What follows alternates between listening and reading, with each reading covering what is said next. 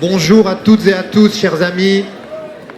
Je vais vous proposer que nous ouvrions ce 30e congrès de l'Association des administrateurs territoriaux de France.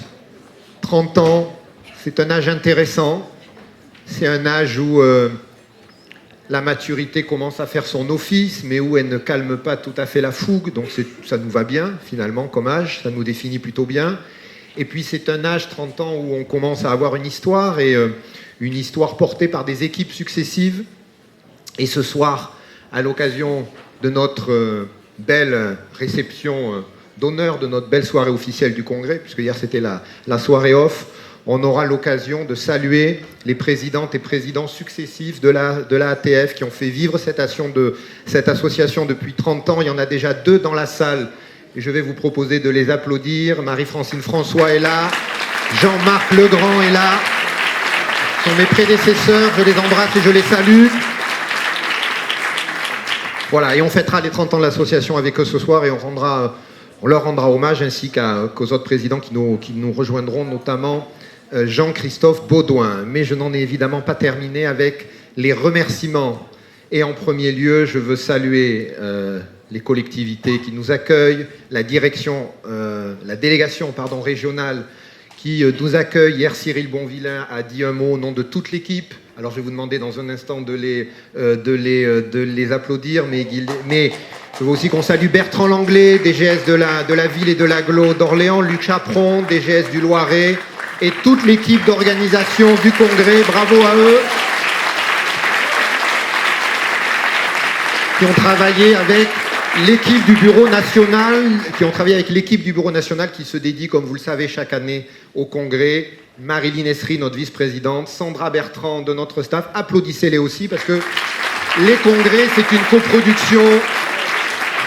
coproduction de la délégation régionale, car on aime ancrer les congrès dans les territoires, et une coproduction avec le Bureau national qui s'y investit chaque année.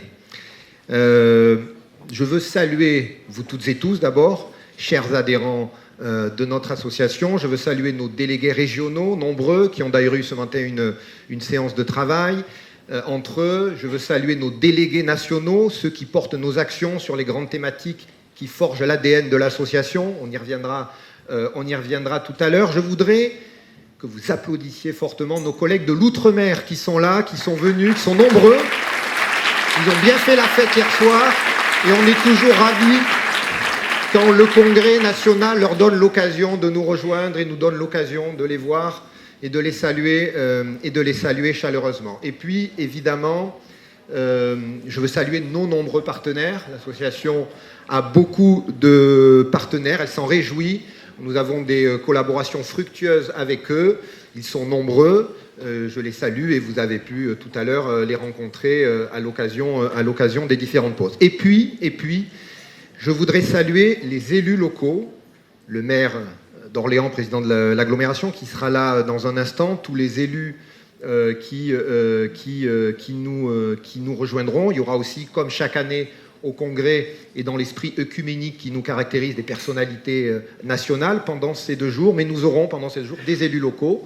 Je veux les saluer, et je veux leur dire quelque chose qui me paraît important dans la période, que notre association, elle est attachée à la relation de confiance que nous entretenons avec les élus locaux, et sans laquelle rien n'est possible.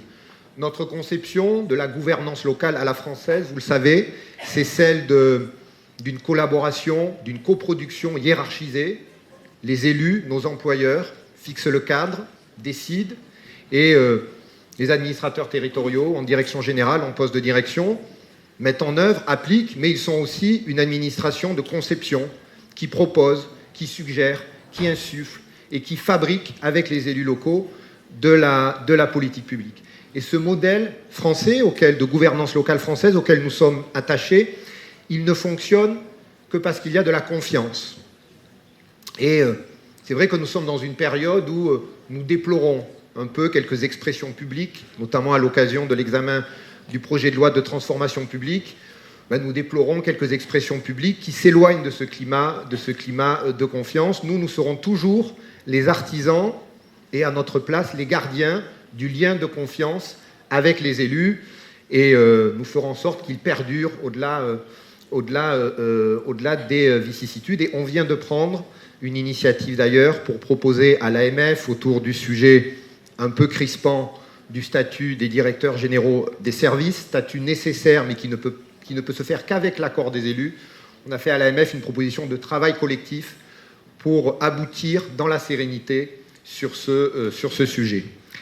La confiance, ça n'interdit pas la vigilance, et la vigilance, ça peut conduire à des interpellations pour faire cesser des turbulences. Et donc, dans le cadre de cette relation de confiance, nous serons évidemment, dans le cadre des échéances qui arrivent, les échéances électorales qui arrivent, bien extrêmement attentifs aux mouvements qui ne manqueront pas de se produire. Nous savons toutes et tous que les élections municipales sont l'occasion évidemment de turnover importants.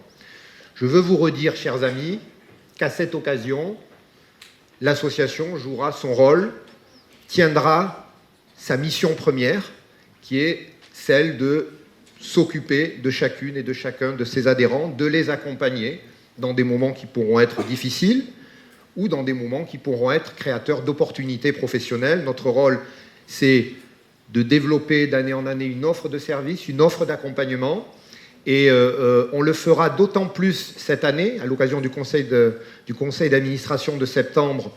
On communiquera à nouveau sur un dispositif préparatoire et renforcé d'accompagnement en vue de ces élections. Et on le fera d'autant plus cette année qu'on va, tout à l'heure, dans quelques heures, à l'occasion du deuxième atelier, livrer une première étude sur la carrière des administrateurs territoriaux. C'est un document d'une grande richesse. C'est la première fois qu'il est établi. C'est notre vice-présidente Clotilde Fretin-Brunet qui a piloté cette démarche. Pour la première fois, nous aurons une étude précise de la carrière des administrateurs territoriaux, et pas que, puisque nous avons conventionné avec l'Association des anciens élèves de l'ENA et l'Association des directeurs d'hôpitaux pour que l'ATF développe cette étude sur l'ensemble des hauts fonctionnaires de ce pays. Et cette enquête très précise sur la façon dont nos carrières se déroulent, elle va aussi nous servir à mieux ajuster notre dispositif d'accompagnement des trajectoires de chacune et de chacun d'entre vous. Voilà, l'accompagnement, l'entraide dans le réseau professionnel, vous le savez, c'est notre première mission, c'est notre première vocation, mais on a aussi une autre mission, c'est celle d'être une parole d'expertise dans le débat public. Et on a assez à faire dans la période. Alors, je ne vous cache pas qu'on frétille un peu aujourd'hui, puisque vous savez peut-être que ce matin, il y a eu une CMP conclusive sur le projet de loi de transformation de la fonction publique, et que tout à l'heure, dans l'atelier qui sera animé par Clotilde et par Amaury, nous aurons la présence du parlementaire Guillaume Gouffier-Cha, lui-même membre de la CMP qui s'est réunie ce matin, et donc vous aurez le bonheur d'être débriefé quasiment en direct des résultats de la CMP et du texte, on peut le dire, quasi définitif de transformation, de projet de loi de transformation de la fonction publique sur lequel nous avons fait un certain nombre de propositions, comme nous le faisons depuis 4 ans. Alors, cette fonction d'expertise, cette parole que nous prenons à notre place dans le débat public, elle fait parfois parler. Ma grand-mère du Gers, qui a toujours de bonnes formules, disait quand tu fais des jaloux, c'est que tu tiens le bon bout.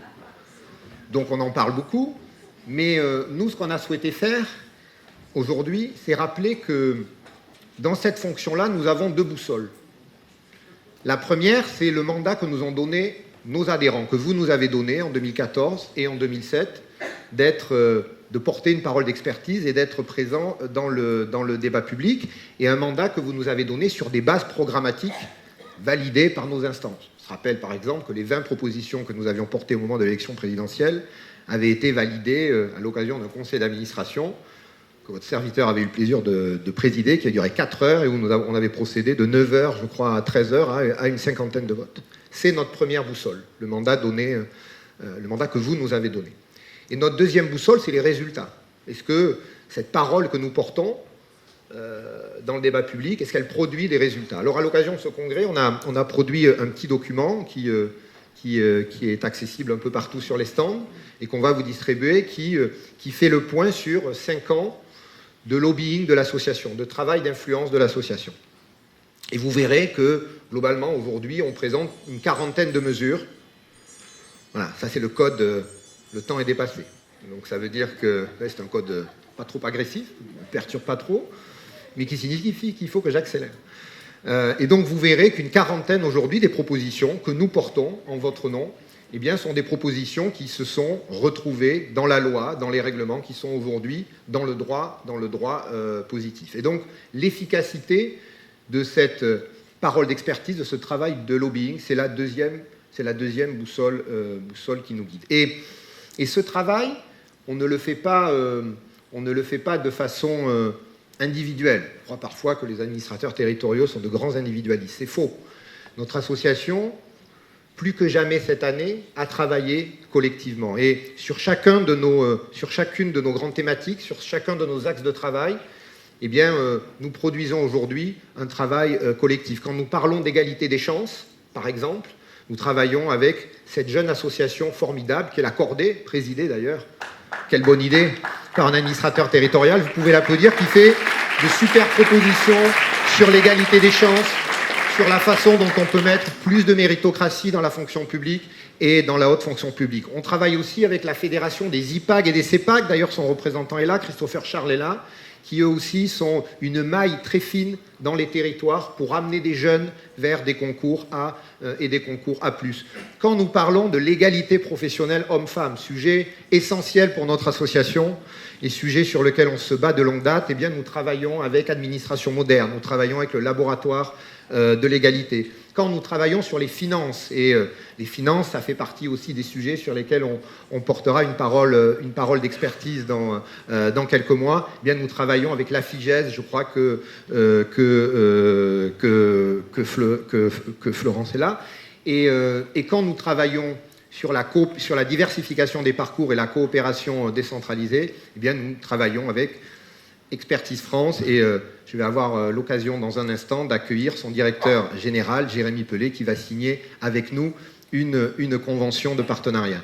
Ça fait partie de l'ADN de l'association que de travailler collectivement, de même que cette association est souvent précurseur, qu'elle est souvent dans l'audace, qu'elle n'a pas peur des tabous. Eh bien, le travail collectif, c'est aussi ce que nous aimons faire et que nous avons fait plus que jamais cette année. Voilà, chers amis, vous connaissez l'ensemble du programme qui va beaucoup nous occuper. Comme chaque année, il est un programme de travail et un programme festif. Je pense que nous passerons un très bon moment ce soir. À toutes et à tous, je veux vous renouveler mes vœux d'excellents congrès, mais ça a plutôt bien commencé. Et je vous souhaite un très beau 30e congrès de la ATF. Merci à toutes et à tous.